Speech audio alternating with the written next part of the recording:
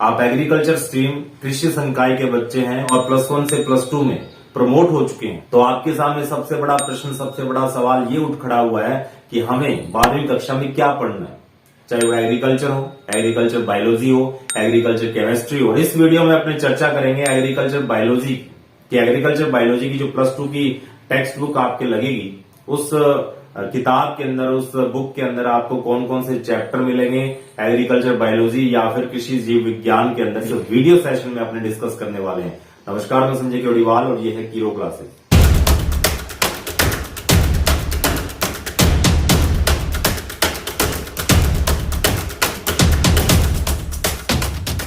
आपकी जो agriculture biology कृषि जीव विज्ञान की जो बुक है, उसमें टोटल 14 चैप्टर दिए हुए हैं। टोटल 14 चैप्टर अपने को पढ़ने हैं। इन 14 चैप्टर में जो पहला चैप्टर आता है वो है प्लांट ब्रीडिंग का, पादप प्रजनन जिसको हिंदी में कहते हैं। पादप प्रजनन या प्लांट ब्रीडिंग आपका फर्स्ट चैप्टर है। इसके अंदर क्या सीखने वाले, क्या पढ़ने वाले हैं? प्लांट ब्रीडिंग की डेफिनेशन पढ़ेंगे अपने, पादप प्रजनन क्या होता है, उसके ऑब्जेक्टिव क्या है, क्या क्या उद्देश्य है, और हम उसके कौन कौन से मेथड है, प्लांट ब्रीडिंग के कौन कौन से मेथड है, उनकी डिटेलिंग अपने इसमें करने वाले हैं। मोटा मोटा ओवरव्यू आपको दे देता हूं।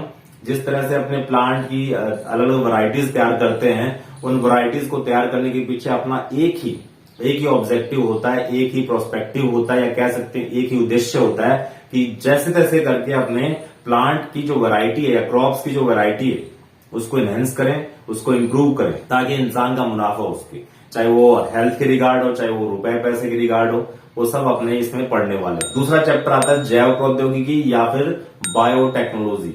इसमें 2 पोर्शन है, 2 पार्ट है। पहले पोर्शन में, पहले पार्ट में अपने बायोटेक्नोलॉजी या जैव प्रौद्योगिकी के बारे में समझेंगे, और दूसरा जो पोर्शन रहेगा, दूसरा जो पार्ट रहेगा, उसके अंदर अपने पीटीसी, प्लांट टिश्यू कल्चर, पादप उत्तक संवर्धन के बारे में डिटेल से पढ़ेंगे।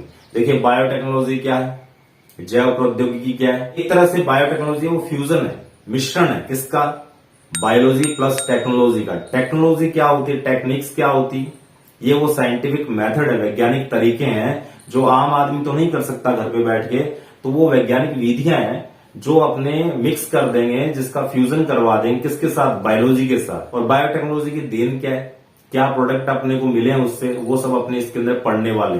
जिस तरह से इंसुलिन होता है, डायबिटीज के पेशेंट को इंसुलिन के इंजेक्शन लगाए जाते हैं, टीके लगाए जाते हैं, वो टीके जो मार्केट में अवेलेबल है, दरअसल वो प्रोडक्ट हैं किसके, बायोटेक्नोलॉजी के। तो इसकी डिटेलिंग अपने करेंगे, बायोटेक्नोलॉजी क्या होती है। और प्लांट टिश्यू कल्चर पीटीसी जो इसका दूसरा पोर्शन है इसी चैप्टर में, उसमें अपने ये सीखेंगे कि लैब के अंदर अपने पौधे कैसे उगाए मन चाहे, जो कि डिजायरेबल है। नेक्स्ट अपना थर्ड चैप्टर आता है कौन सा, इंसेक्ट के बारे में। स्टोरेज और जो क्रॉप इंसेक्ट है उनके बारे में अपने, या जो पेस्ट है जो कि अपनों को नुकसान पहुंचा रहे हैं, उन कीड़े मकोड़ों के बारे में अपने डीप स्टडी करेंगे। और यहाँ पर टोटल 10 इंसेक्ट के बारे में अपने डिटेल करेंगे। फोर्थ चैप्टर में क्या पढ़ेंगे, फोर्थ चैप्टर है different methods of pest control. Her chapter में जिस तरह से अपने पढ़ेंगे कि किस तरह से क्रॉप और अपने जो स्टोर्ड ग्रेन है, जो कि भंडारित किया हुआ अनाज है, उसको किस तरह से नुकसान पहुंचाते हैं, वो अपने थर्ड चैप्टर में डिस्कस करेंगे। और फोर्थ चैप्टर में अपने उन्हीं कीड़े मकोड़ों को मारने के तरीके सीखने वाले हैं। तो ये होंगे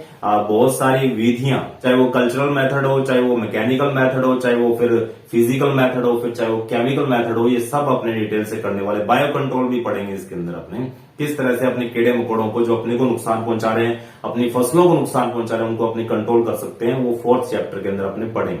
पांचवा चैप्टर, उसके अंदर प्लांट पैथोलॉजी पढ़ेंगे अपने, पादप रोग विज्ञान, पौधों में होने वाली बीमारियों के बारे में अपने पढ़ेंगे। और यहाँ पर एक बेसिक इंट्रोडक्शन है किसका, जो पैथोजन होते हैं, जो कि कॉजेटिव एजेंट होते हैं, जैसे बैक्टीरिया, वायरस, फंगस, माइकोप्लाज्मा, ये अपनी फसलों को नुकसान पहुंचाते हैं, हमें नुकसान पहुंचाते हैं, उनके बारे में डीप स्टडी लेंगे, अपने डीप स्टडी करेंगे इस चैप्टर के अंदर। छठा चैप्टर आता है disease of kharif crops. Kharif crop में होने वाली बीमारियों के बारे में अपने पढ़ेंगे। खरीफ क्रॉप डिजीज टोटल 9 है, वो आपको मैं डिटेल से करवा चुका हूं, आई बटन दिया हुआ है, वहां जाकर आप चेक कर सकते हैं। सातवां चैप्टर रबी क्रॉप डिजीज के बारे में अपने पढ़ेंगे। रबी क्रॉप डिजीज के अंदर टोटल 9 डिजीज को अपने डिस्कस करेंगे। जिस तरह से खरीफ क्रॉप डिजीज थी 9 थी, वैसी 9 बीमारियां और पढ़ेंगे किसके अंदर, रबी क्रॉप्स के अंदर, रबी फसलों के अंदर। ठीक है, उसके बाद 8वां चैप्टर आता है फ्रूट डिजीज के बारे में। 3 डिजीज मैं आपको करवाऊंगा। पहला कौन सा है, अपना लेमन के अंदर सिट्रस कैंकर, दूसरा अपना कौन सा है, यहाँ पर बेर के बारे में अपने पढ़ेंगे, बेर में कौन सी डिजीज हो जाती है, गुआवा वाली डिजीज अपने करेंगे, अमरूद वाली डिजीज अपने करेंगे। तो ये 3 डिजीज मैं आपको करवाऊंगा इस चैप्टर में। और जो लेमन का सिट्रस कैंकर है, जो सिट्रस फैमिली के प्लांट होते हैं, नींबू हो गया, मौसमी हो गया, किन्नू वगैरह, संतरा वगैरह हो गए, इनके अंदर सिट्रस कैंकर के बारे में अपने डिटेल से जानकारी ले चुके हैं। 9वां चैप्टर निमेटोड, स्नेल, स्लग, ये 3 के बारे में अपने डिटेल करेंगे इस चैप्टर के अंदर। एक निमेटोड है जिसको अपने सूत्रकृमि बोलते हैं हिंदी में, फिर आता है स्नेल जिसको हिंदी में घोंघा बोलते हैं, और लास्ट में अपने करेंगे स्लग जो मोलस्का जो फाइलम है उससे बिलोंग करते हैं, दोनों ही स्नेल और स्लग। और निमेटोड में अपने राउंड वर्म को रखते हैं, जो गोलकृमि होते हैं उनको रखा जाता है, जैसे कि एस्केरिस हो गया। इनके बारे में अपने डिटेलिंग करेंगे। और जो 10वां चैप्टर है, 10वें चैप्टर में अर्थवॉर्म के बारे में डिस्कस करेंगे, अर्थवॉर्म की स्ट्रक्चर देखेंगे, खेती के अंदर या एग्रीकल्चर फील्ड के अंदर इस अर्थवॉर्म की क्या भूमिका रहती है, फायदेमंद होता है, किस तरह से होता है, वो सब अपने सीखेंगे। 11वां चैप्टर ग्रास होपर के बारे में है, जिसको अपने लोकस्ट भी बोलते हैं। वैसे ग्रास होपर और लोकस्ट अलग अलग होते हैं, लेकिन लोकस्ट होते हैं वो ग्रास होपर की फैमिली में ही रखे जाते हैं। तो ग्रास होपर के बारे में अपने स्ट्रक्चर करेंगे, उसका एक लेबल डायग्राम है आपकी बुक में। उसके बाद ग्रास होपर है, उसकी एग्रीकल्चर फील्ड में क्या इंपॉर्टेंस है, वो किस तरह से नुकसान पहुंचाता है अपनी फसलों को, उसका लाइफ साइकिल क्या होता है, उसके बारे में पढ़ेंगे। 12वां चैप्टर है हनीबीज के बारे में, एपीकल्चर के बारे में, किस तरह से अपने हनीबीज को रेयर कर सकते हैं, पाल सकते हैं, और मधुमक्खियां कितने टाइप की होती है, उनकी क्या क्या स्पीसीज होती हैं, उनको पालते टाइम क्या क्या कठिनाइयां, क्या क्या सावधानियां रखनी पड़ती है, और इसका क्या एग्रीकल्चर इंपॉर्टेंस है हनीबीज का, वो भी अपने पढ़ेंगे। 13वां चैप्टर है एनिमल पैरासाइट के बारे में। एनिमल पैरासाइट का मतलब है जो इंसानों में या जानवरों के अंदर रोग उत्पन्न कर रहे हैं, बीमारियां फैला रहे हैं, डिजीज कोज कर रहे हैं। जिस तरह से एस्केरिस के बारे में पढ़ेंगे, लीवर फ्लूक के बारे में पढ़ेंगे, लीच के बारे में पढ़ेंगे अपने, और एक करेंगे अपने फ्लिया, जिसको आम भाषा में अपने पिस्सू बोलते हैं। इन सब के अपने लेबल डायग्राम तैयार करेंगे और इनकी इकोनॉमिक इंपॉर्टेंस के बारे में अपने डिस्कस करेंगे, किस तरह से ये बीमारियां फैला रहे हैं, क्या क्या बीमारियां होती हैं, उनको किस तरह से अपने कंट्रोल कर सकते हैं, मैनेज कर सकते हैं। अब आता है लास्ट चैप्टर, 14वां चैप्टर है, जिसके अंदर अपने राजस्थान में मिलने वाली या राजस्थान में पाली जाने वाली, रेयर की जाने वाली मछलियों के बारे में पढ़ने वाले हैं। टोटल यहाँ 5 मछलियों के बारे में अपने पढ़ेंगे, जिसमें रोहू है, कलवासू है, जिसके अंदर कतला है, मृगाल है, जिसके अंदर महाशीर है। इन पांच मछलियों के बारे में अपने पढ़ने वाले हैं डिटेल से।